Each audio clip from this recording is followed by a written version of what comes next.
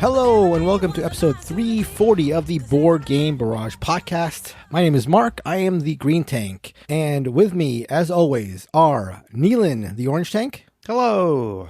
And Kellen, the Red Tank. Heyo. On today's episode, we are going to be talking about, although there's three of us here, we are going to be trimming things down and talking about solo games. What do you guys think about solo games in general? I guess we'll get into it more later, but you guys excited about talking about solo games? I think it's something that I've wanted to have a dedicated episode to. I'm kind of surprised we haven't done it yet. Yeah, I was actually looking back when we suggested it. I was surprised that we had not done this earlier. I know we've talked about solo games in the past, but it's nice to have a fully fledged episode. Okay, look, there's a good reason we haven't done solo games, guys. Kellen, always complaining. You need to bring some excitement and some positivity to this. Given how enthusiastic we've always been about the games you talk about, let us have this once. This is supposed to be about board games, and you guys want to talk about solo games? What other solo things you guys want to talk about? Kellen? But before we do that, we are going to be talking about the games that we've played. I'm going to be talking about Hunted, Kobayashi Tower. Neelan is going to follow up with a discussion of a very long, at least titled game, Core of Discovery, a game set in the world of Manifest Destiny. So I'm just going to repeat that for everybody taking notes at home. This game is called Core of Discovery, a game set in the world of Manifest Destiny. Look, you had me at Manifest Destiny. I'm intrigued. I'm excited to hear about that. And then Kellen will be telling us about Senji. So I guess I'll start it off with Hunted Kobayashi Tower, a game designed by Gabe Barrett and published by Barrett Publishing. This is a small box solo game that I actually have had on my shelf for quite a long time, but found myself with some free time and have wanted to go, irrespective of doing this episode. I've been really interested in playing some of my solo games whenever I get the chance and the inclination, so I was excited to finally give this a shot. So Hunted Kobayashi Tower. Kobayashi Tower is the tower in Die Hard, isn't it? Or is it something? No, it's not. It's not, but it is definitely a reference to that. It's not Kobayashi. Yes. It's something similar. Yeah. Oh my God. You look it up while I'm talking about this. Or Kelly, the one that's in LA, but it's not actually called that in the movie either. But anyway. So this is indeed, as we've sort of hinted at, this is a game that is basically Die Hard the game. In much the same way that Nemesis is sort of Alien the game without actually being a tie-in with the movie Alien. Hunted is, for all intents and purposes, a movie based on Die Hard. In the game Hunted, Plaza. Nakatomi, that's right. Nakatomi, yeah? Yep. Okay, yeah, Nakatomi. So this is Kobayashi Tower, but this is, in fact, Die Hard the game. So in Hunted Kobayashi Tower, what you're trying to do is you're trying to rescue your wife from the terrorists while making your way through the tower and getting out through the roof. So you have two goals. One is to fight the villain at the end, the big bad at the end, thereby rescuing your wife while also getting out of the tower. So those are your two goals. The way this works is there are two decks of cards you're going to be working with, one representing the tower and one representing the things that you are encountering along the way. And what you're doing is you're going to be, dare I say it, Biblio style, flipping cards from the main deck and dealing with them one by one until you run into an encounter. So these encounters can take many different forms. There are cards in this main deck that are event cards where you will have to deal with the event as it comes up. There's no way sort of around it. The event cards are going to often, although not exclusively, ask you to roll some dice, and a success will give you something, and a failure will often make you lose something. But sometimes all there is a failure condition, and if you succeed, you don't get anything. Let's talk about failure conditions now and how you might lose the game. There are two ways to lose this game. Either to lose all your health, which you start with 6 at the beginning of the game, or lose all your time. Time is a very interesting concept in this game and sort of like the crux of what sort of makes it, I think, sort of interesting, different. So you will flip these cards out. Sometimes, again, there are these event/trials that you have to deal with immediately, but more often than not, they will be other cards that are going to be sort of things you encounter in the tower. These will often be weapons or equipment that you can pick up. And the way the cards look are, they will have a number of symbols on them. They'll have symbols that they give you to use during your adventure, and there will be symbols that are required in order to pick up the item. So you might stumble across a bazooka, for example, and the bazooka might require 3 eye symbols or 3 hand symbols. And the way that you pick up that bazooka that you have drawn from the deck is if you have drawn 3 other cards that show hand symbols, you can discard the 3 hand symbols to take the bazooka that requires a hand symbol. So that's how you get weapons or equipment, is by getting enough of the required symbols on a card from other cards. The way that you're going to advance up the tower is you are going to either encounter doors or hallways. And the way that you go down a hallway or open a door is by finding, again, the required symbol. So doors need keys. So if you have another card that you've drawn that is a key, you can discard that in order to spend the door and then proceed up the tower. So that is how you're going to be advancing up the tower and also picking up equipment that you'll need to fight terrorists, which are the final type of card in the game. The way that the terrorists work are, if you encounter a terrorist card, again in this main deck, if there are 2 bell symbols, which are another symbol that are on cards. So a card might be like a bazooka card, the one I mentioned earlier. It might say like requires 3 hand symbols. It might give you a foot symbol for another type of card, but it might also have in the upper left corner a bell icon. If you ever draw a terrorist and you already have 2 bell icons, or you draw a terrorist and then later draw a second bell icon, then you fight the terrorist. Or if you ever draw 2 terrorists, you fight those terrorists. The way the combat system works is you are going to, again, usually have weapons, although you can also fight barehanded. But when you have a weapon or when you fight a terrorist, they'll have some target numbers. So there are 3 levels of terrorists. One that only requires a single number. Level 2 requires 2. Level 3 terrorists require 3 numbers. And then you will fire some number of bullets at them, for example. You'll roll a dice. If you match the numbers on terrorists, then you will succeed in killing them. If you kill all the terrorists on the card, you've succeeded. If you leave any that are unharmed, then they do a damage to you. You may have to spend the time to reload. So you'll find yourself spending time both in shooting. The attacking action takes the time, and the reload action takes the time. And so you only have 20 time in the game. So if you find yourself reloading and or shooting 20 times throughout the course of the entire game, you've already lost on that part alone. And so that is the main type of encounter you will have in the game, is fighting the terrorists. Now, for all there is about acquiring weapons and fighting off terrorists, this combat aspect of the game, this is really a game about stealth, because the other option you have is to, if you ever find yourself drawing cards, and again, you might have this like line of cards you might have already drawn. For example, let's say you've drawn 3 of the bell icons and you haven't drawn a terrorist yet, and you're worried that the next draw might be one of the terrorists and you don't want to deal with it. You could at any time spend one of your time. Again, time is a very precious commodity, but you could spend a time to wipe the entire row of cards you've drawn.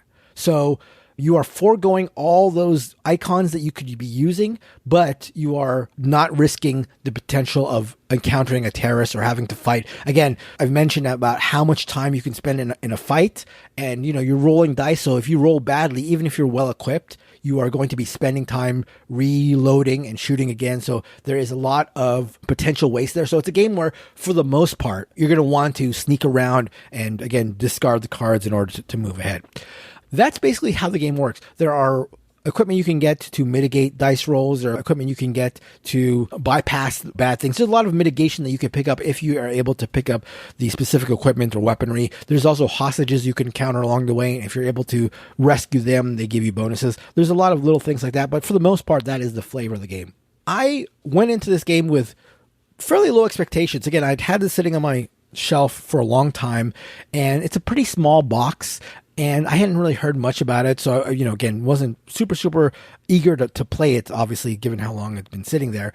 But I was very pleasantly surprised by this. It is a game that is fairly easy to learn, which is one aspect that I think a lot of people are looking for, especially from a short solo game. You tend to, I think, in general, want games that are easy to break open and play. So I was pleasantly surprised by how easy it was to learn.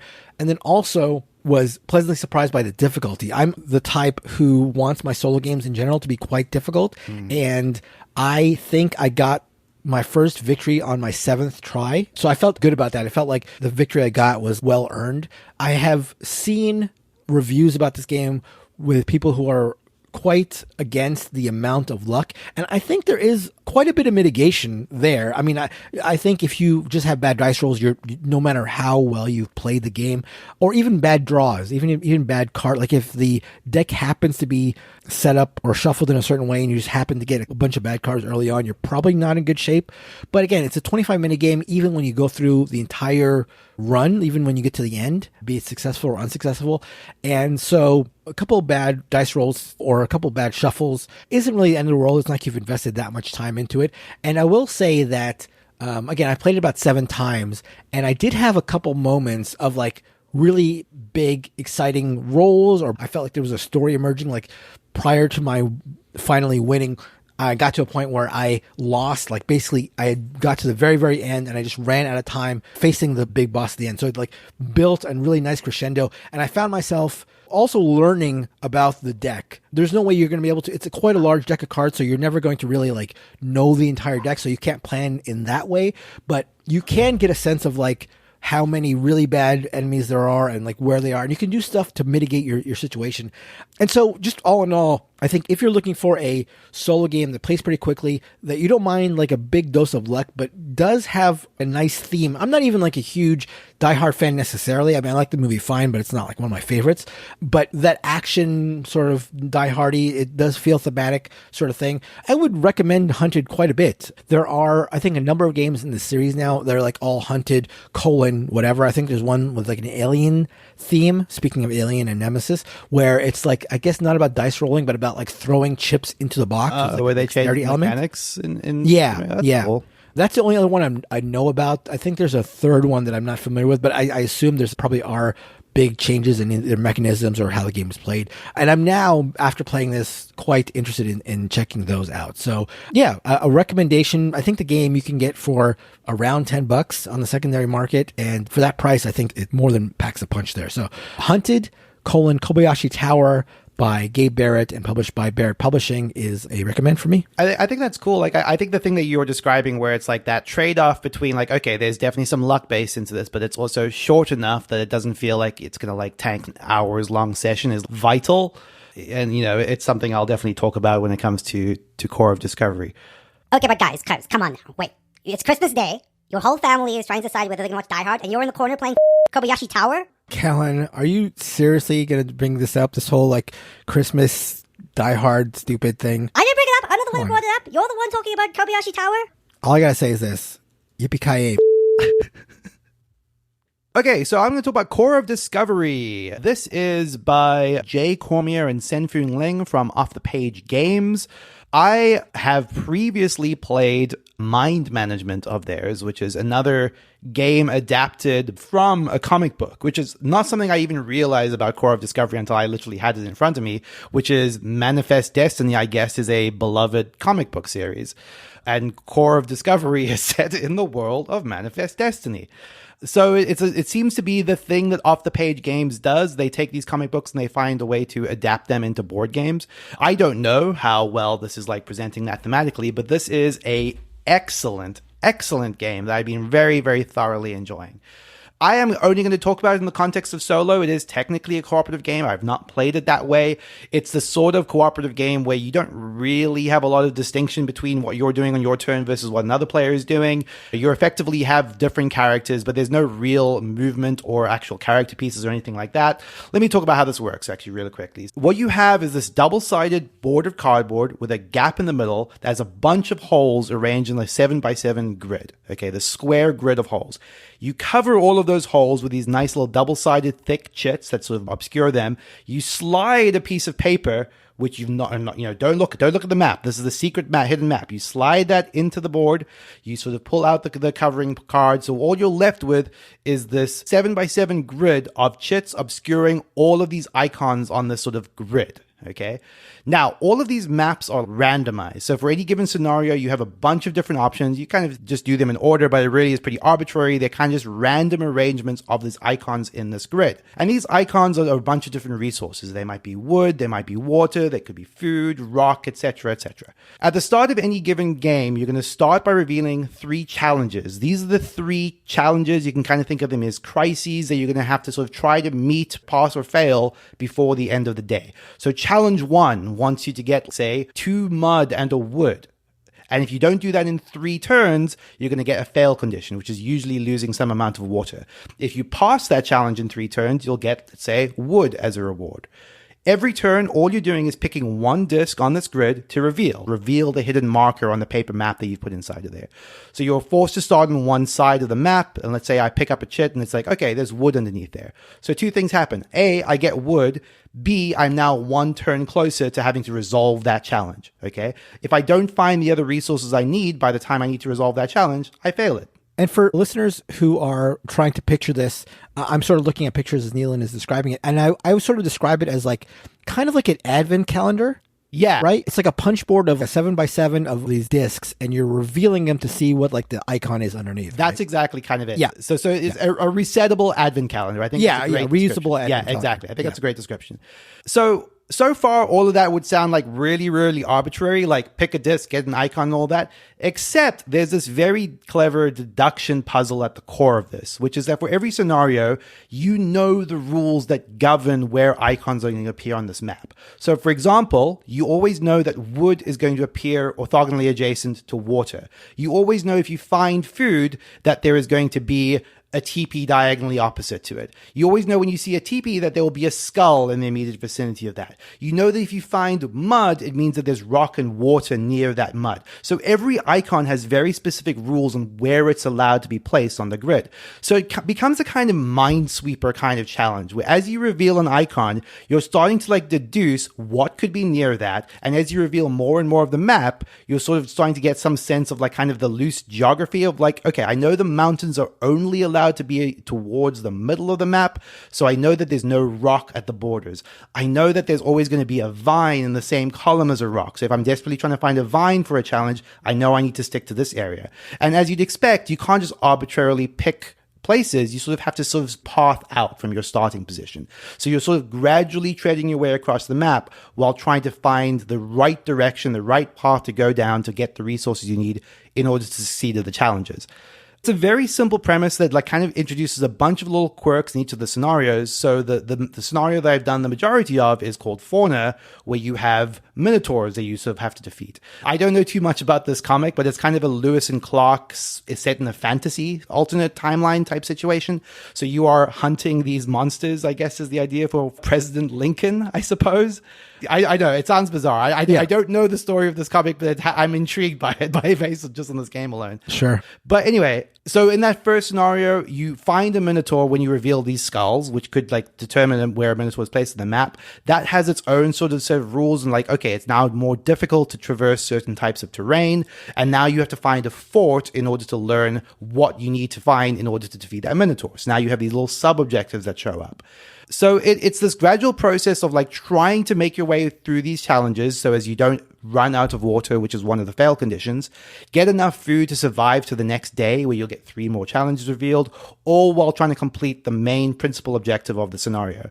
And it's just a sheer delight. If you're someone that loves logic and deduction puzzles, if you're someone that loves stuff like I said, Minesweeper is a pretty good pull. If you're someone that kind of likes that style of like very simple puzzle, this is such a joy to mess with in that vein. I think the benefit of the fact that it's got this like delightful like physicality of like pulling like these discs out of these chits, setting them off to the side, collecting the resources feels very, very satisfying. A game doesn't take very long. I would say almost all of the games I played have been under an hour, and it resets. It's a little bit tedious to reset. It's about, let's say 5 minutes to reset, and then you have to go through the rigmarole of covering all the spaces again, getting a new map in there. But every single time I played it, I was just itching to go again, and this is despite the fact that it's, a 45-minute, hour-long game.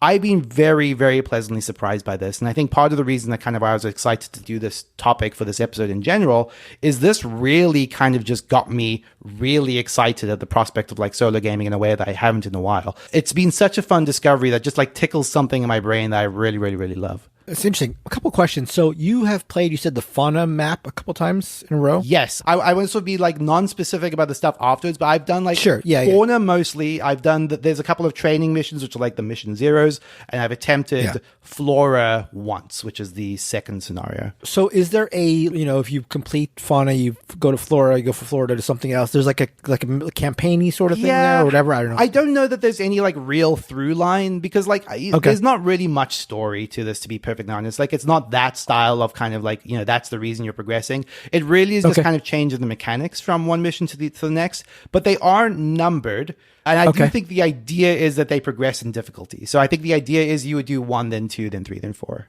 But it sounds like there's no like carryover of equipment or anything like that. There's nothing like that. It's a full reset from like game to game to game. And I should clarify this so that like, if you're buying the base box, you're only getting like missions 1 and 2, and the subsequent ones you'd have to get through expansions. But like, I see. I was instantly smitten to the extent that I've ordered the expansions because I'm like all in on this. It just seems like exactly my jam. And so I think you mentioned this, but just I wasn't not clear.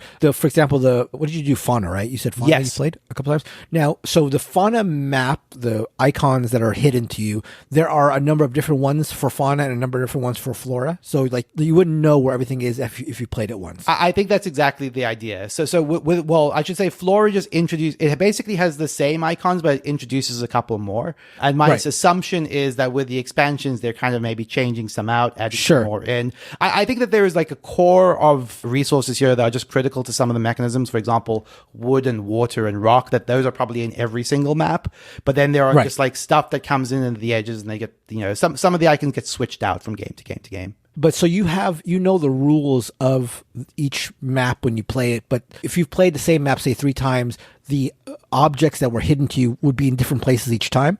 Wait, if you played a different, if you're changing the map out from time to time, then yes, but that is like you can do that for each level. You can swap it out. That's exactly right. Yeah, there are about 10 different maps for each of these scenarios. I think that's about right. But it is worth saying that like once you've done a map once, you are going to know where everything is, right? Obviously, so like there is this idea that they're not intended to be repeated, but also presumably that with enough time has passed, if you've gone through all 10, you're not going to remember what the first map was, Right. So that's I think the idea they're playing with. I don't know how much that will like hold up in practice for some people, but it does have to some extent a limited shelf life in that capacity. That said, one of the things I think is quite smart is they have a way to generate, I think, theoretically infinite number of maps that you can just print out for yourself. So they have built in the infinite replayability if you're willing to print your own maps. And so the tension, I presume, because I presume that even though you know the rules of the worlds as you go in, what seeing something means, like it could be around it, you probably can't calculate it, at least at the beginning, all the way, right? Exactly. There's a lot of like 50-50, got to take a chance. That's exactly it. Because like if it was a purely deterministic deduction game, right? Like it'd be boring. It would be boring. You just solve it instantly. So it often comes to the point where you're making like calculated risks, and some of it kind of boils down to is like, okay, I could take the chance of this one, which I'm like pretty sure is probably going to be a vine, and that would be really, really, really good, or I could take the safer chance in something else, which is like, it might not be a vine, but if I get water, that's not bad either, So those are the sort of decisions you're making. It's like based on the deductions you're able to make, you're kind of making calculated risks. And more often than not, it's often that I just have not done the necessary work to actually precisely determine what that thing is. Because often I'll look at something, I'll be like, okay, this is either rock or stone or whatever. And then I pick it up and it's something else. I'm like, wait, what did I miss? And then you go back through it and you're like, oh, because of this, it actually couldn't have been that, So it's not like trivially calculable, it definitely takes a little bit of work of working through it, and the fun of it for me is like both the time you just sit staring at the board between turns trying to like map out where things could be or where things are, and then when you have to take those calculated risks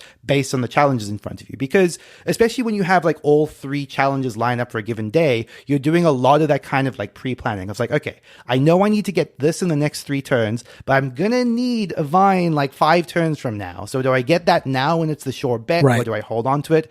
It's just got a really great decision space in that regard as well. Nealon, you're saying this would be boring if it was deterministic? Sounds pretty boring to me right now, hombre. I don't think it's boring. I think it's fun. I wouldn't be talking about it if I thought it was boring. Nealon, you don't know what you're talking about.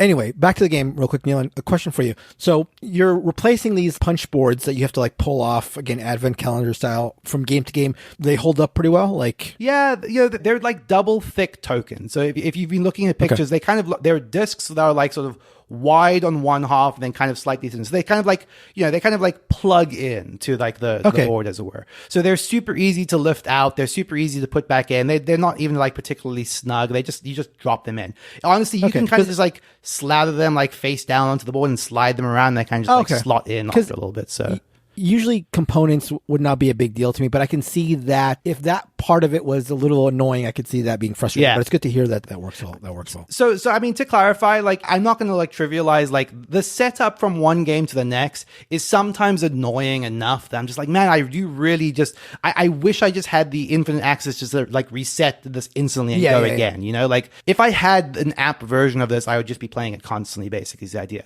But like, it's really not that bad. Like I said, it's putting 50 odd things back in their slots, and there's not a specific slot. They're all identical. So you just like slap them, into their slots. Yeah. So you don't have to worry about it. Exactly. I would say the one of the things that's proven to be the most finicky about it is getting the maps in and out without accidentally looking at something. Oh, sure. Yeah, because sometimes you're just about to get in and then you see something in the bottom left corner. You're like, now I know exactly what's there, and that's going to like ruin part of the part of the puzzle. That would be annoying. Yeah. So gotta, like, that's happened. Cross your eyes once while you put them in. Yeah. Yeah, I get that.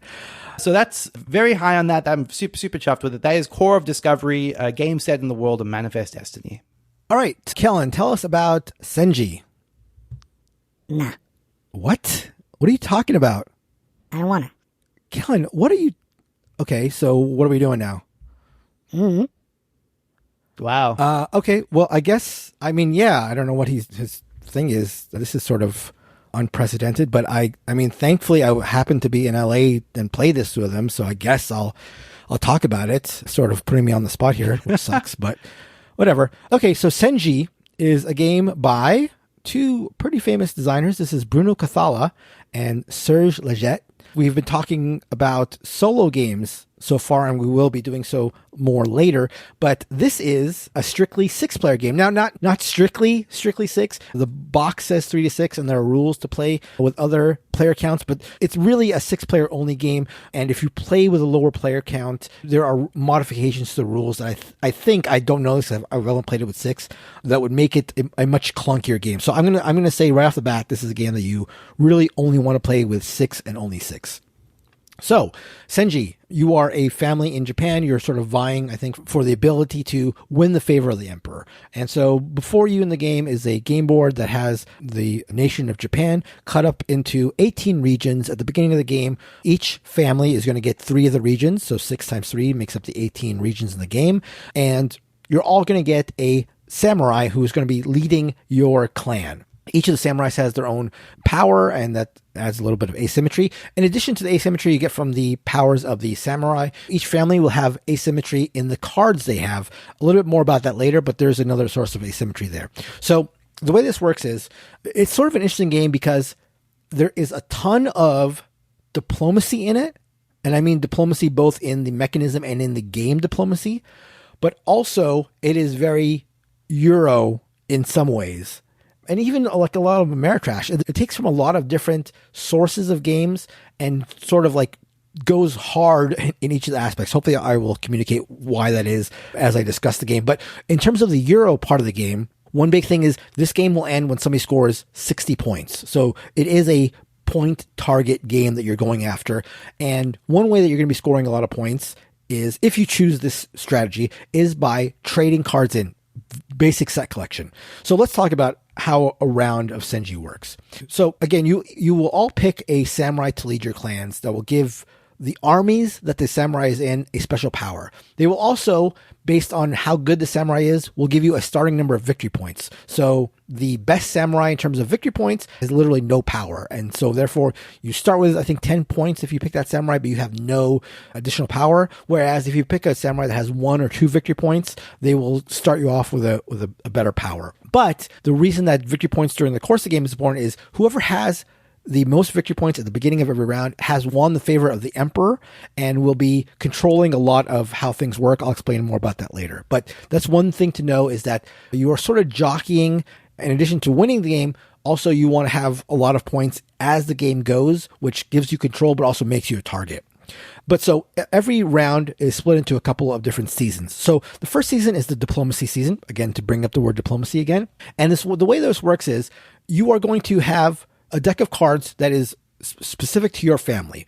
The deck of cards are 3 types of cards that you basically can trade to other families.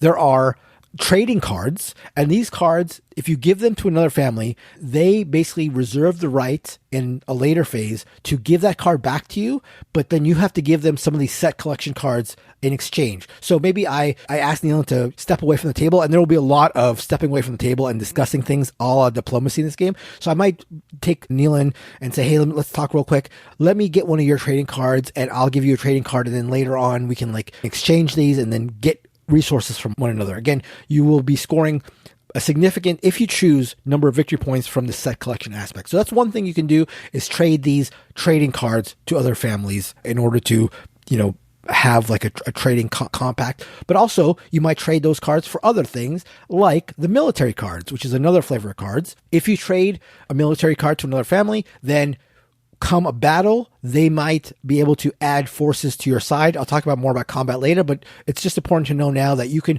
basically promise that your family will fight on the side of another family if you give them a military card. And the last type of card is grandparents. I'm not sure if they're literally grandparents in this game or family members, but basically you can give one of your opponents or one of the other families, because you can be working together, so maybe calling them opponents is too strong a word, but you can, in sort of a pledge of non-aggression, you can say, I'm going to give you my grandmother and therefore promise that I'm not going to fight you. Because if you fight somebody that has your family member, they can execute them in retaliation for going back on your word. And that will cause them to get victory points and for you to lose victory points. So that's a sort of you're giving them a hostage, which whenever I hear people discuss this game, this is the sort of funny, I guess giving family members as hostages is not necessarily funny, but it's sort of like a, silly aspect of the game. So that's the other thing you can do. You can pledge a non-aggression pact by giving up family members to opponents. Now, one twist here is that you could say okay, give me a military, promise me that you'll have your military come fight with me, and I'll give you a family member to promise that I'm not going to attack you. But later in the round or later in the game, that person that you've made a deal with can go ahead and trade your grandmother to somebody else for something else, and then you end up fighting somebody that you think don't have a family member of yours. They end up having a family member and you get hurt that way. So it's a sort of funny negotiation phase. In addition to trading these cards, there's a lot of talking. Every player will have his own mini map of the board that they will be discussing, hey, I'm planning to attack this way, so as long as you can help me here or do this, or as long as you stay out of my way here, there's a lot of discussion a la the game diplomacy about where you're going to be sending your troops and that kind of stuff. So that is the diplomacy phase.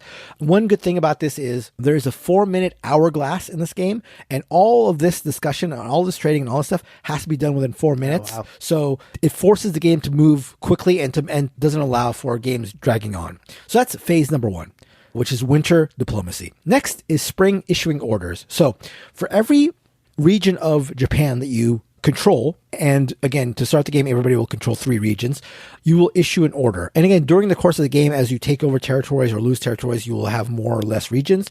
But the orders you are going to be placing on these regions are going to be basically face down chips, and everybody's going to place their chips face down. And they're very simple. There's only 3 kinds of orders you can do, which is 1, draw 2 of these set collection cards, 2, add 2 military units to a spot, to one of your regions, and 3, moving. So the drawing of the set collection cards is easy enough. You're basically drawing 2 set collection cards, and if they're good, they're good. If they're not, you can trade them, whatever, but it's basically aiding your set collection.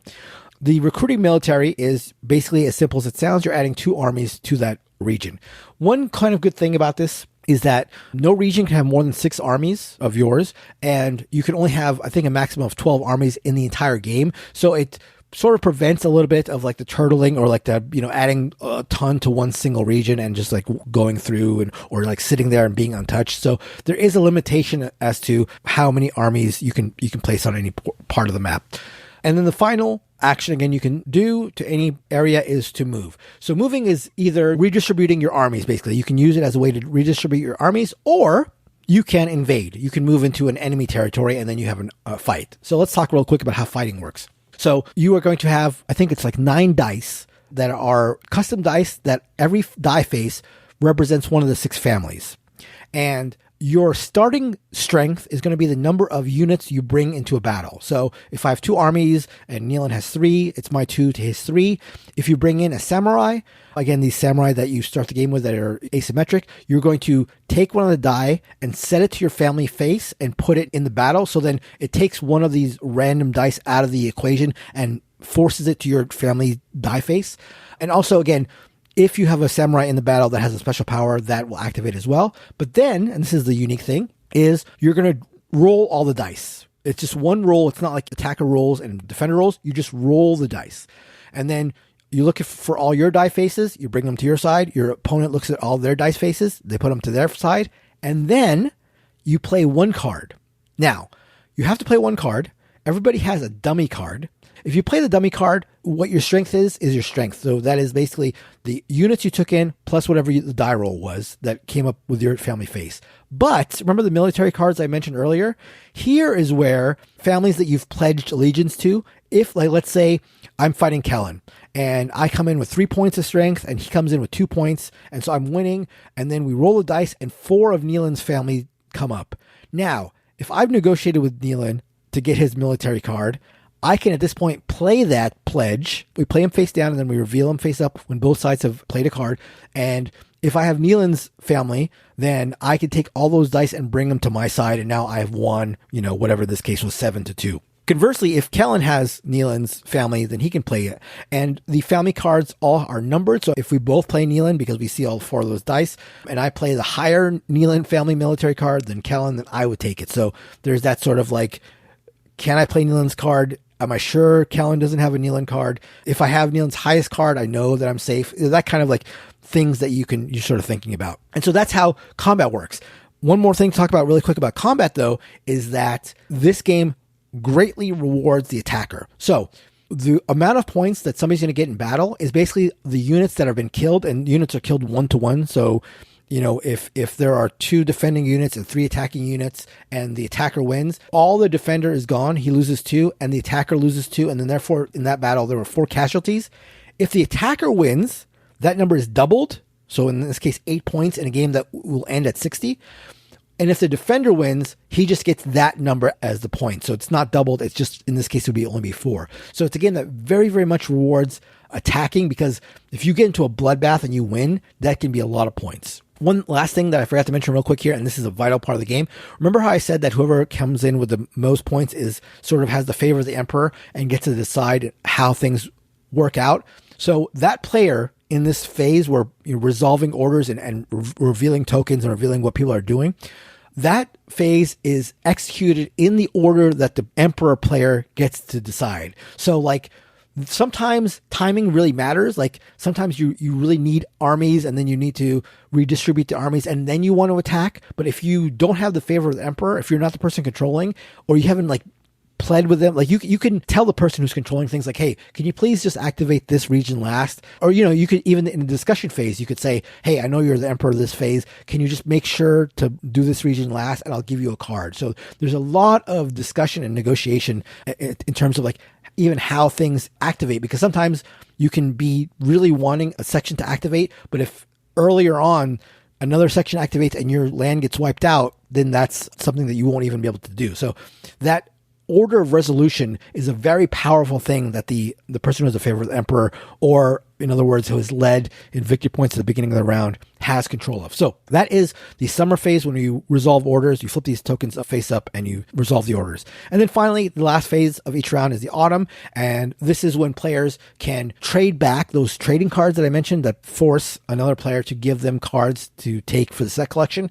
And then also take those set collection cards and cash them in for points. So the cards have a lot of different suits and a lot of different numbers. And there's like 5 or 6 different ways that you can trade the cards in. There's like, if you have 5 cards of the same color, you get some number of points. But if you have 8 cards of the same color, you get even more points. And then if you have cards of different colors, if you have 3 of them, you get some points. But if you have 8 different colors, you get more points. So you get what I mean. Like the harder set collection will give you more points, but there's always a way to get points. There's easy set collection, and then you can hold off and go for a lot of points if you're willing to wait it out and hope that you get the right cards. So That's the final phase, and then you'll keep doing that. After that phase, you'll reassess who's leading in victory points. That person will get the hourglass and will be in charge of the order of resolution, and you'll go into another winter phase where you're getting up from the table and begging people to make trades with you, or cajoling them, or doing whatever you can to get ahead. And you'll keep doing that until somebody hits 60 points, and then that will be the end of the game. And so we played this with a couple of gamers and a couple of people who are like playing board games but haven't really played a lot of heavy games, and then one person who was like basically a board gaming novice. And I thought, and I think most people at the table had a really, really good time with this. Now, I will give the caveat that I did end up winning the game, and I ended up winning it with a big battle at the end when I was behind. I sort of like went for broke and just like tried to do a bloodbath thinking that was my only chance to win, and sure enough, it was my only chance to win. So I had the especially high crescendo at the end of like having a really big turn at the end to win the game. But I think that this is going to be my convention game of choice going forward in terms of like big fighty game, because it has diplomacy in it. It has like the discussion, the pleading, the negotiation. It has a Euro set collection thing that isn't obnoxious. Like it actually works well because you can play this game peacefully. We had a player who did not want to fight and, didn't explicitly say that, but you could tell by the way she was playing that she was playing for a lot of cards. She had a lot of cards in her hand and ended up having her right there at the end, almost winning the game. So it allows you to play that other style if you want. And it has the dice rolling fun that you want in a big convention game. And all this in under 2 hours. And so I just thought this was a really, really, really fun experience. Now, I'll say, again, you only want to do it with 6, I think. If you play with fewer players, you have to take those family member cards out of the game, and then you are like basically auctioning them off every single round. I'm not really sure. I've heard, and it looked like in reviewing the rules that it was again much clunkier experience. And I will also say that for being able to play this for set collection and not playing for fighting, like it does reward aggression. So like if you are quite aggression averse, then this is probably not the game for you. And furthermore, I will also say that while you can mitigate things, you can go ahead and like negotiate with everybody around the table to try to get military or do things to protect yourself. There can be situations where like you're fighting somebody, you come into the battle with better numbers than them, and then you just roll 5 of their die faces, and you're just sort of basically probably out of luck. That was exceedingly rare in my experience, but it could certainly happen, and I can see that being like a very souring experience. One last thing that I want to really quick mention that I forgot to mention is that I mentioned asymmetry between the families, and that comes in the distribution of cards that each family gets. You all get the same number of cards, but some families have more military trading cards. Some families have more, set collection trading cards. Some families have more grandparents to give as hostages. And that can sort of like lead you in a path as to how you'll want to play that family.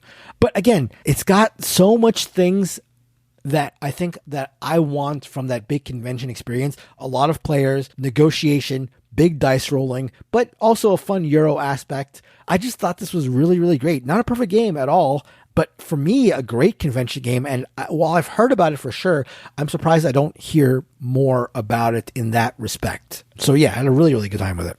That sounds great. Like, yeah, I mean, count me in for the next convention game of it, because I mean, that sounds, the fact that it compresses it down to like 90 minutes is mad impressive. And again, this is a game where not only is it relatively short in terms of the game itself, like the teach is relatively simple. Like it's not going to be 5 minutes, but it's not going to be 45 minutes. It's going to be a pretty straightforward teach. So I was happy with all of that. So that again is Senji by Bruno Cathala and Serge Leggett, and published by Asmodee.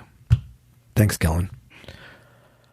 Okay, so let's talk about solo games, what we like about them, what we don't like about them. It sounds like at least Neil and I don't know about Kellen, but it seems like Neil and I have been playing solo games recently, and so that brought that topic to mind. What are your overall thoughts about solo games, Neil? I think it's the sort of thing where I'm more inclined, I would say, than most. I don't necessarily think that there's like a ton of people out there that are like, champing at the bit for like solo games, but like I always feel like I should be the right target audience.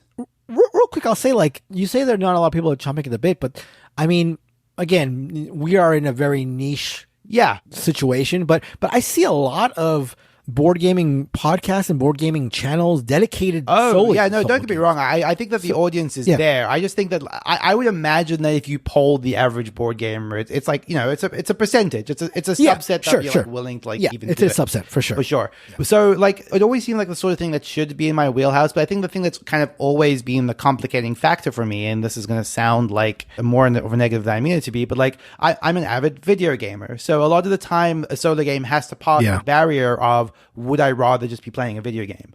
And I think that, like, I kind of alluded to this a little bit when I was talking about Core of Discovery, where it's like, okay, if the video game version of this existed, I'd probably much rather be playing that. Yeah. Like, the actual physical, tactile part of a board game is very appealing to me, especially in solo, but often it's the fiddle of getting it out and setting it up and then sort of having to play and then putting it up or resetting it that puts me off of it ultimately. Like, a lot of the times when I'm sort of sitting around the apartment, that's the thing that sort of pulls me away from it, or that stops me, like even just breaking out of solo game, is the thought of just having to set it up just for myself. So the biggest thing for me is always kind of like, it has to do enough to like counter all those negatives for me. It has to have like a relatively fast setup. It has to have a relatively quick reset. It has to sort of be offering something that I could not be getting from a comparable video game. Like those are kind of my entry points for like what appeals to me in a solo board game. That's really interesting. I had not really thought of that, but I do have because I'm not nearly the video gamer, even though I'm dipping my toes in it now, I'm not nearly the video gamer that you guys are, but it does occur to me, for example, like solo games that are on, for example, Board Game Arena, I am much less likely to play them in the physical form than in Board Game Arena. Like, for example, For Northwood is on Board Game Arena, and that is a game that I have traded away because I know it's on Board Game Arena. I mean, at least I hope it continues to be on Board Game Arena. And in general, I would rather play games on, or some games, if I know there's a digital implementation. Now, I will say that obviously skews like my threshold for doing that, because I don't really play too many digital versions of board games or don't have other avenues of solo play in terms of like video games. But that is something that I'd not really considered. How often do you find yourself playing solo? Like, have you been ramping up on solo games, or have you been pretty steady, or how's that been working for you? I would say it goes in phases for me. So like my eyes are kind of always bigger than my stomach. I mentioned this in the last bonus episode, where I actually now have like this stack of solo games that sort of been telling myself I'd work my way through. And the thing that's so silly about it is that like every now and again a good new solo game comes out and I'm like, oh man, that sounds great, I should get that. Yeah. And then I forget, like, no, here's these 10 other ones I bought that I never got around to playing. And they're like, that's frustrating. And if anything, I would say Core of Discovery was the first one that kind of broke through that for me, where I kind of like, there was so much hype around it in this particular Discord channel that I was just like, okay, I'll get this. Broke it out that day and like loved it. Now, could that be true of some of the ones sitting on my pile? Absolutely. But like getting over that hill that kind of is sometimes of just that first play that sometimes is the biggest barrier. Yeah, I have not been historically playing a lot of them with any regularity. Like, it's kind of been like that. A burst will sometimes just happen where like one or two hit in quick succession. I'm like, suddenly I'm all in. And I'm kind of feeling one of those phases right now where I do want to work through my pile. Like, after I've made my way through a chunk of Core, Marvel Champions is the one that's like most screaming at me to like break out, which you've obviously been like raving about for a while. Yeah, people in the Discord, when I gave them that list, a lot of people were saying Marvel Champions is the one to go to next. So nice. I'm glad they backed me up. Yeah. What about you, Kellen? How's your solo been going recently? I hate him, hombre. Kellen, why are we doing this episode if you're just not going to talk? And what is up with this hombre thing that you're doing? What is going on? What do you mean, hombre? Kellen, I don't know. So you have nothing to add? Nah. Okay. Wow. So it just seems like we could have done a different topic. Anyway. Yeah. You might as well not be here. But anyway, so yeah, I also, in terms of like frequency of playing, I found myself ramping up, and actually in the same vein of you finding yourself having a bunch of solo games and having this big shelf of solo unplayed games, I find myself in the same boat. So let's We've already touched on this a little bit, but let's sort of explicitly talk about maybe some aspects that let's go with the negative first. Let's go with game, and Callan, you've already said enough negative, so I don't need to hear anymore. But let's talk about negative aspects of solo games. What are the negative aspects? You've already talked about, Neelan, about like having them need to meet a threshold of like being better than experiences you can do in, for example, specifically video games. Yeah. I mean, the other big one for me, I think, is always typically sort of just like the length of play for one. Like if I know that I don't, because like, okay, I will sometimes get over the hill and like set something up and then be playing it for the next 3 hours. Like I was doing that pretty regularly when it came to like Tainted Grail, for example. But like I would say that more often than not, like the game length is like a big factor in that for me. Like if I know that I'm sort of going to have a satisfying session within the space of 1 hour, that's an easier bite-sized chunk for me to like more readily return to. It's interesting because I don't find that to be a hindrance on my side. But this also might be, to use the phrase you used earlier, like this might be an eyes are bigger than my stomach situation. Because, well, first of all, I've already talked about Mr. President, which is not a game that you play in an hour. And in fact, a game that you want to set out and play literally over the course of like days if you can, and just take turns here and there. And so that sort of set a really fun bar for me. Like that is a game that I love how long it takes and how like I can literally walk away, spend my day like doing stuff like work or do whatever I want, and then like, oh, you know how I'm going to handle this problem? I'm going to try this, and then go back to the table and do it. Like I love that part of specifically Mr. President, and so that is sort of like burst the guardrails in terms of like time considerations. But wait, you're telling me that when you're not playing solo games, you're thinking about playing solo games? Well, at least what I'm saying is like Mr. President has like made me think that time is not an issue for solo. Like I like the lack of, or the vagueness in terms of like the length of time, that is not only not a negative to that game specifically for me. To Mr. President specifically, it's not a hindrance. In fact, I like the game could be 2 weeks. That is actually a positive in that respect. But even though I understand it's only for that game specifically, it has sort of like in my mind screwed things up in such a way that I think that like, okay, maybe time is not a problem with any solo game. Now look, this is again, eyes bigger than my stomach, because I'm even in a situation where, you know, the first thing you can tell me about a multiplayer board game, if you tell me it's a campaign game or a legacy game, first thing I do is like, okay, I'm dropping it down the list. I'm not interested. But you tell me it's a solo game, I'm still in this today, you know, August 4th, 2025. That's still a positive for me for a solo game. I like, again, conceptually, the idea of playing a legacy or campaign solo game that I can, again, set up, play, walk away from, play the next chapter in a couple days. That still theoretically works for me. Now, again, do I have a lot of experience with that? No, but that's still not a negative to me as it stands now. So time is not an issue in terms of like my negatives. One negative that I do have, and this is again another really interesting dichotomy, for lack of a better term, if I'm using the term even correctly, is that you tell me a multiplayer game has like a lot of variability. It's fine, it's a plus, but it's not really a big deal. Whereas with solo games, I find myself really wanting solo games in general that have variability. Now that can take the form of like Hunted, the game I talked about earlier, where there's a lot of randomness and you get variability because of the randomness and because of the card draw can just lead to different experiences.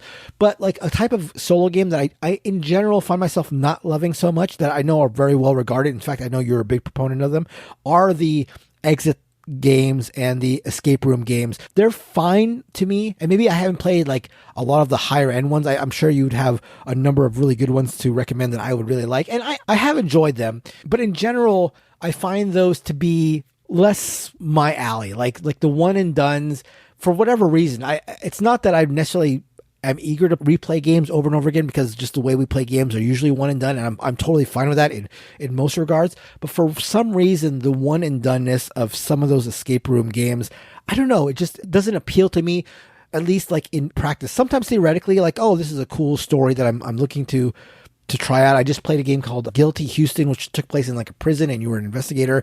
It was sort of like an escape room deduction game, less escape room, but more deduction, but like a single story that you went through.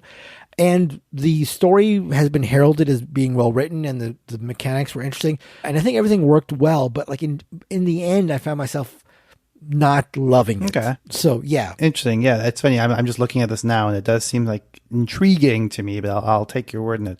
I do think that like often that does work for me, and I think a lot of the time it's because I'm chasing some of the same sort of thing that I'm often looking for in like smaller indie video games, which is this giving me like a novel experience I haven't had before? And I do think that like for what it's worth, as much as I have done so many of the exit games at this point, like I do think they're still so creative and inventive with their puzzles. Yeah, that that's often true. enough I'm just like, oh, that was a really novel puzzle. It didn't feel like it's just a variant of a puzzle I've seen before. Sometimes it's just like so outside the box creative that I'm like just continually impressed by it. And like that just tickles my brain in exactly the right way, where even if it's not like necessarily like, it doesn't even have to be like challenging or like rewarding, quote unquote. Sometimes I'm just like, oh, I enjoyed experiencing that. That was something I hadn't thought a game could do that. And sometimes that reward is enough in and of itself. It kind of reminds me a little bit of like what I was talking about with Vantage last episode, where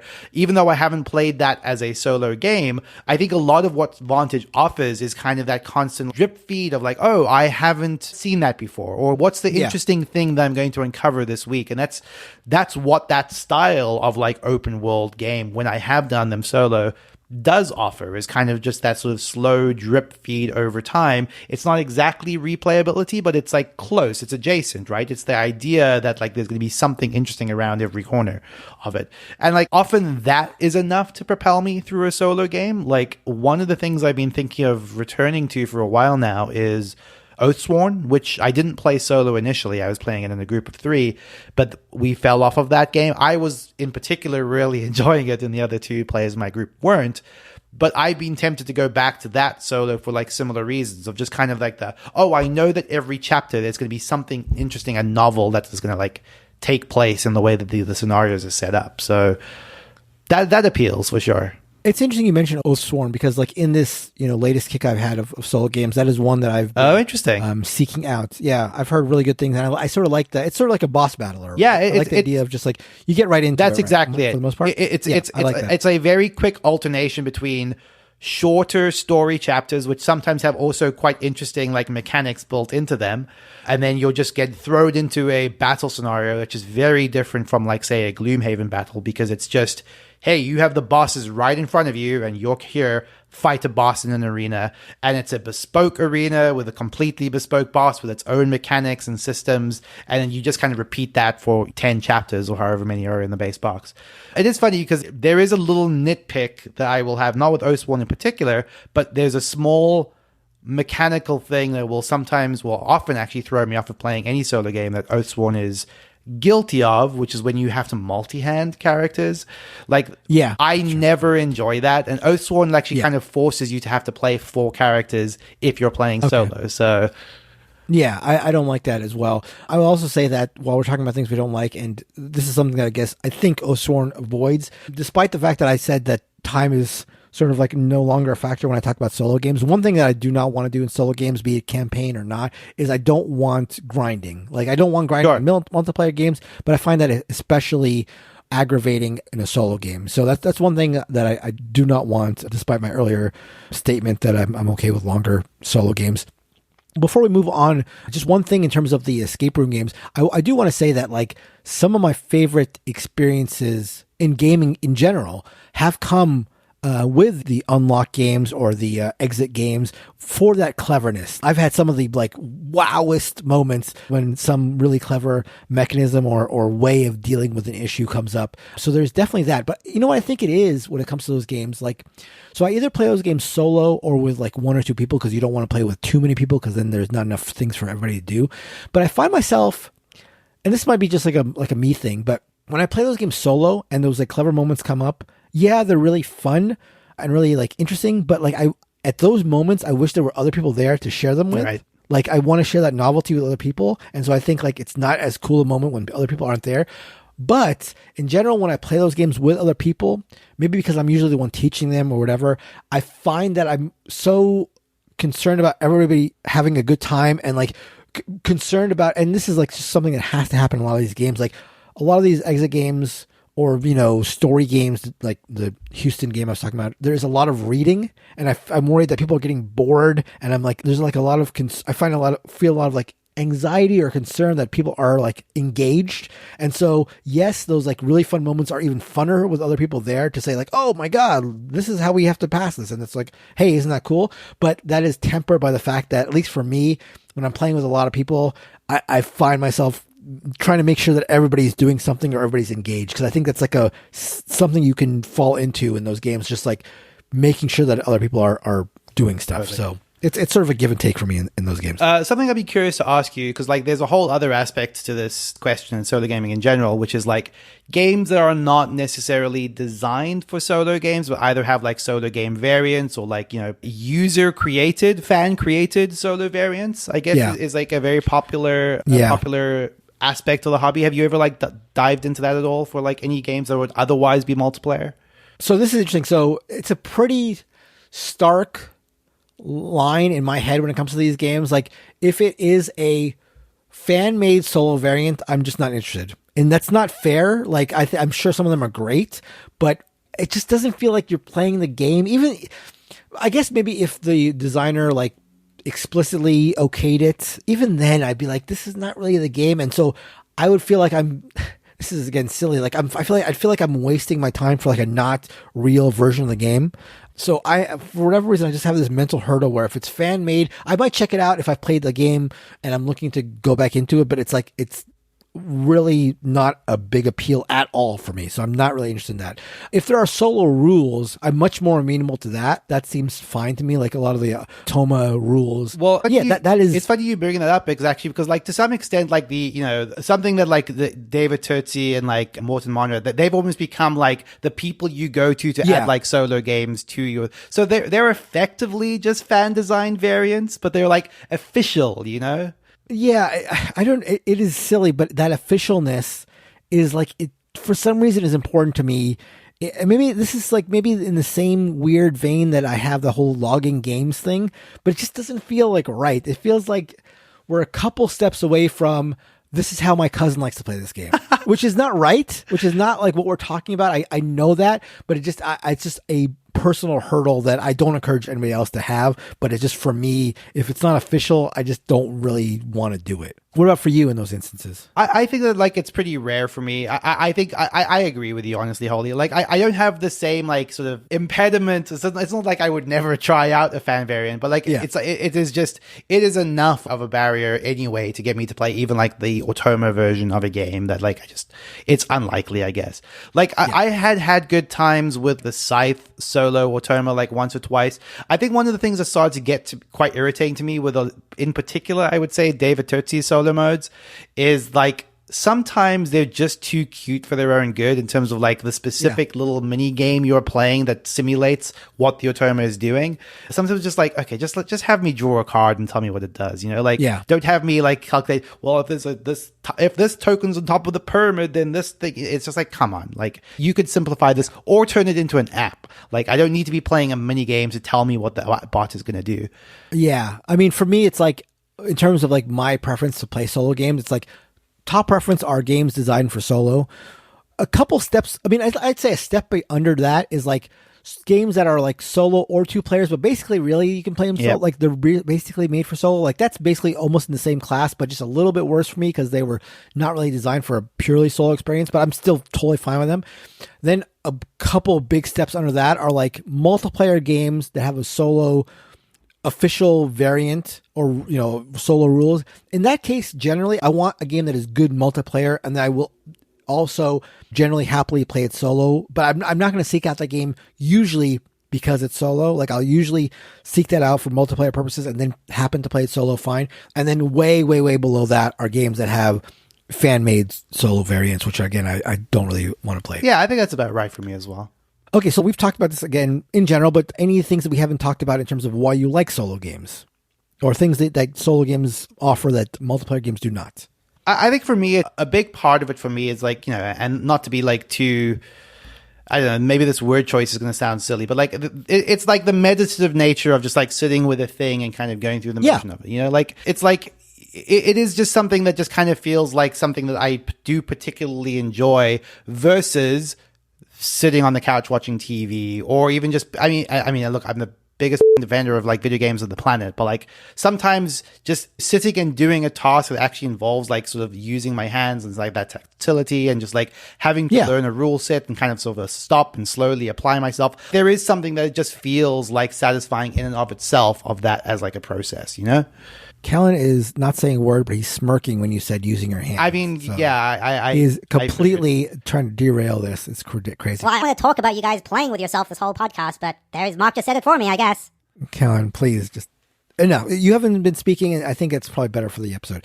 But along the same lines of what you've been talking about, Neelan, is that I like also the mastery of it. Like, you know, you can master like multiplayer games, you've played them enough times, but, you know, solo games, because you can play them whenever you want to, you know, it lends itself to getting better at a game at your pace. Totally. Like, sure, you could get better at, for example, Senji, although Senji is so player dependent that maybe it's not a good example, but you know what I mean? Like, you could get better at a 4-player game if you played enough, but like you have to get the people there, and then you have to get them like all wanting to do it. There's a lot of like outside of your self-commitment, but like, for example, Hunted, for all its randomness, after I played it 5 or 6 times in quick succession, I'm like, oh, okay, I generally want to avoid this, and I generally want to, you know, mitigate towards that. And I found myself being better at it as I played it. And I think solo games in generally lend themselves to being able to do that. Totally agree. And actually, I regret that I didn't think about this when we were talking about Core of Discovery doing the review, but like one of the things in particular I loved about that game is that my success rate with it was so low